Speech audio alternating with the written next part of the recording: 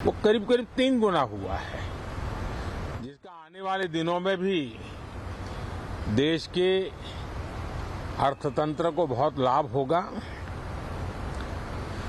साथियों, ये मॉनसून सत्र राष्ट्र के लिए ये बहुत ही गौरवपूर्ण सत्र है। ये मॉनसून सत्र राष्ट्र के लिए एक अपने आप में राष्ट्र गौरव और विजयोत्सव का सत्र है। तो सबसे पहले तो मैं पहली बार इंटरनेशनल स्पेस स्टेशन पर भारत का तिरंगा झंडा वहां लहराना, यह हर देशवासी के लिए गौरव की पल है। देश में साइंस टेक्नोलॉजी के प्रति, इनोवेशन के प्रति नया उमंग और उत्साह भरने वाली ये सफल यात्रा रही है। और पूरे सांसद, लोकसभा राज्यसभा दोनों सदन देशवासी जिस गौरव का अनुभव कर रहे हैं उसमें एक स्वर से जुड़ेंगे, एक स्वर से इसका यशगान होगा, जो भारत को अंतरिक्ष में नई ऊंचाइयां पर पहुंचाने वाले जो भावी कार्यक्रम है उनके लिए भी प्रेरक बनेगा, प्रोत्साहक बनेगा। साथियों, ये मॉनसून सत्र एक विजयोत्सव है। पूरी दुनिया ने भारत की सैन्य शक्ति का, भारत के सैन्य के सामर्थ्य का रूप देखा है। ऑपरेशन सिंदूर में भारत की सेना ने जो लक्ष्य निर्धारित किया था 100% अचीव किया। आतंकियों के आकाओं के घर में जाकर के 22 मिनट के भीतर भीतर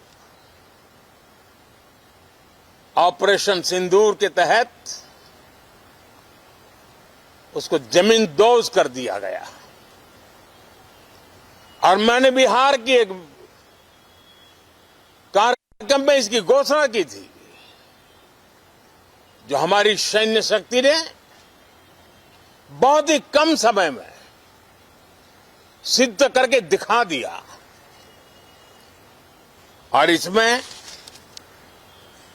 मेड इन इंडिया सैन्य शक्ति का ये नया स्वरूप, इस पर भी दुनिया बहुत आकर्षित हुई है। इन दिनों विश्व के जिन जिन लोगों से मिलना होता है तो भारत के इस मेड इन इंडिया जो औजार तैयार हो रहे हैं उसके प्रति दुनिया का आकर्षण बढ़ रहा है। मुझे विश्वास है कि जब सदन इस विजयोत्सव को एक स्वर में विजय के भाव से इस सत्र के दरमियान उन ओजस्वी तेजस्वी भावनाओं को प्रकट करेगा, तो भारत की सैन्य शक्ति को बल मिलेगा, प्रोत्साहन मिलेगा, देशवासियों को प्रेरणा मिलेगी और सैन्य क्षेत्र में जो रिसर्च, इनोवेशन और मैन्युफैक्चरिंग हो रहे हैं made in India defence equipment बन रहे हैं, उसको भी एक बल मिलेगा और जो भारत के नौजवानों के लिए नए रोजगार के अवसर पैदा करेगा। साथियों, ये दशक हम एक प्रकार से देख सकते हैं कि शांति और प्रगति कंधे से कंधा मिलाकर के आगे बढ़ने के कदम कदम पर प्रगति के एहसास करते रहे हैं। देश कई प्रकार की हिंसक वारदातों का शिकार रहा है, लंबे अरसे तक शिकार रहा है। देश आजाद हुआ तब से ये समस्या को हम झेल रहे हैं, चाहे आतंकवाद हो, नक्सलवाद हो। कोई प्रारंभ में शुरू हुआ होगा, कोई बाद में शुरू हुआ होगा, लेकिन आज नक्सलवाद का, माओवाद का दायरा बहुत तेजी से सिकुड़ रहा है। माओवाद को, नक्सलवाद को जड़ से उखाड़ने के संकल्प के साथ देश के सुरक्षा बल एक नए आत्मविश्वास से, तेज गति से सफलता की ओर कदम रख रहे हैं।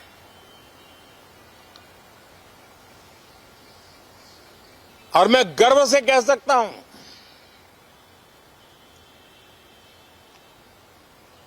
देश में सैकड़ों जिले नक्सल की चपेट में से निकल करके आज मुक्ति का सांस ले रहे हैं। हमें गर्व है कि बम, बंदूक और पिस्तौल के सामने हमारा देश का संविधान जीत रहा है, हमारे देश का संविधान विजयी हो रहा है। देश के उज्जवल भविष्य के लिए साफ दिख रहा है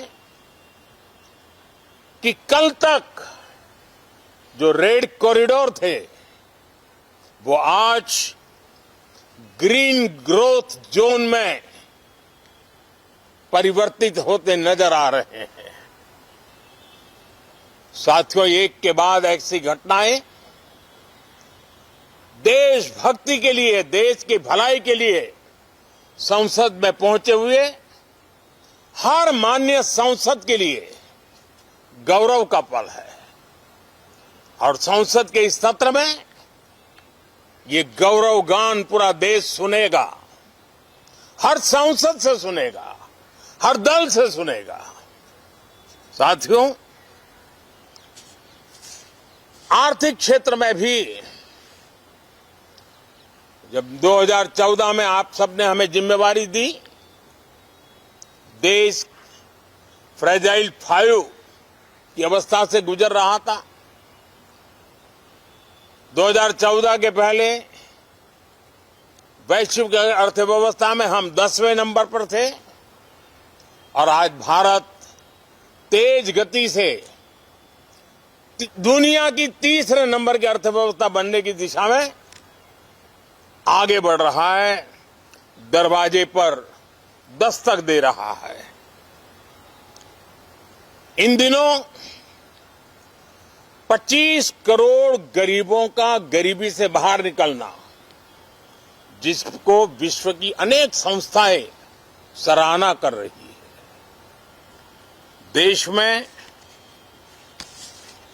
एक जमाना था 2014 के पहले जब महंगाई का दर, इन्फ्लेशन रेट डबल डिजिट में हुआ करता था। आज 2% के आसपास आकर के देश के सामान्य मानव के जीवन में राहत बन गया है, सुविधा बन गया है।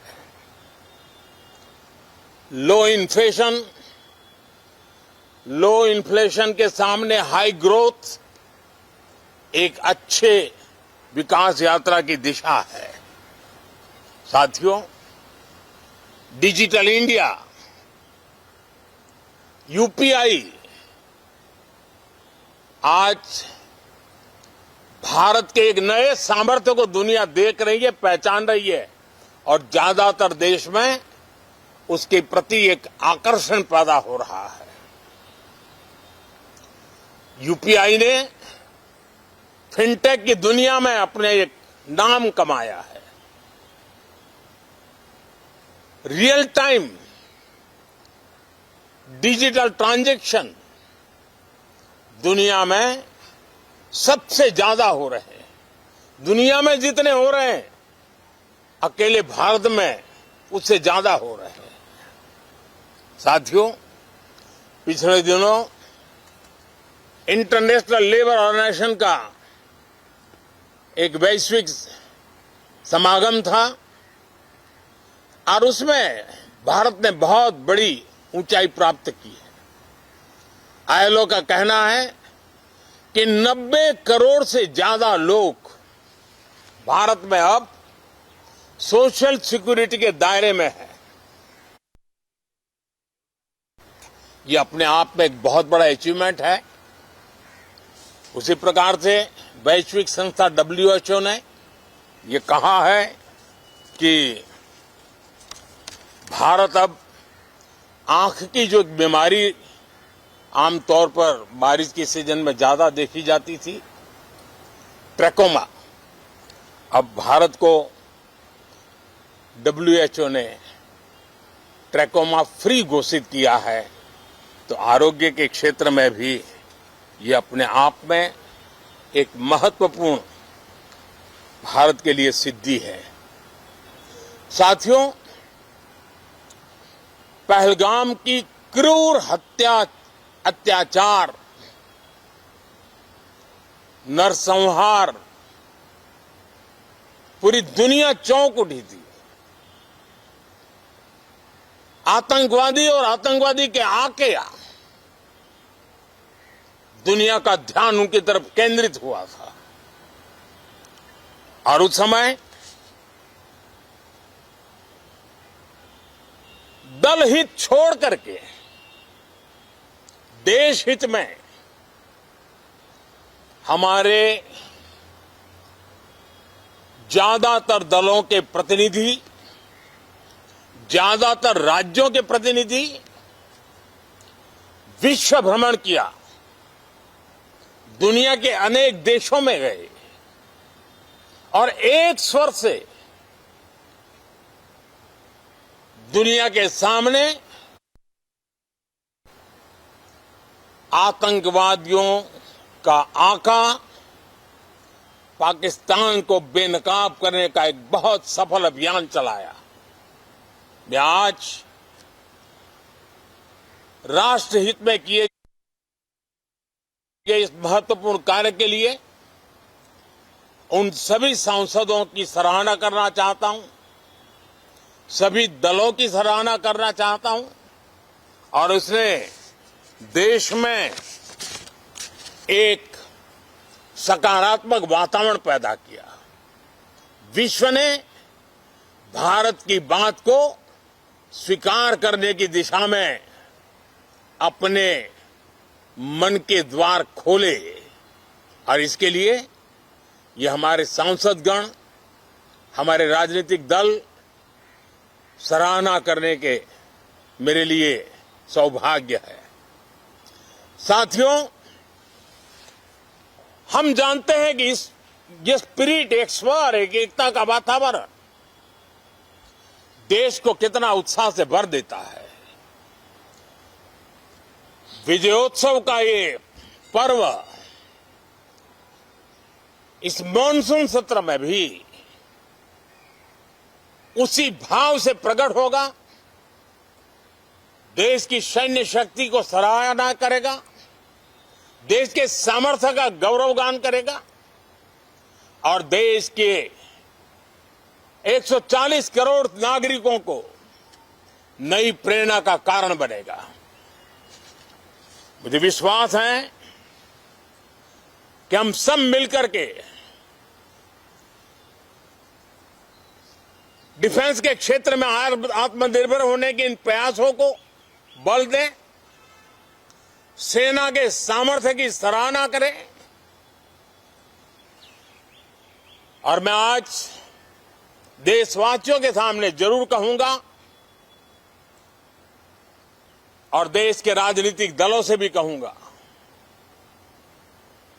कि देश ने एकता की ताकत देखी है, एक स्वर का सामर्थ्य क्या होता है देखा है। तो सदन में से भी सभी माननीय सांसद उसको बल दें, उसको आगे बढ़ाएं। और मैं जरूर कहूंगा, राजनीतिक दल अलग अलग हैं, हर एक का अपना एक एजेंडा है, अपनी एक भूमिका है, लेकिन मैं इस वास्तविकता को स्वीकार करता हूं कि दल हित में मत भले न मिले, लेकिन देश हित में मन जरूर मिले। इसी एक भावना के साथ इस मॉनसून सत्र से देश के विकास यात्रा को बल देने वाले, देश की प्रगति को बल देने वाले, देश के नागरिकों को सामर्थ्य देने वाले अनेक विधेयक प्रस्तावित हैं। सदन विस्तृत चर्चा करके उसको भी पारित करे।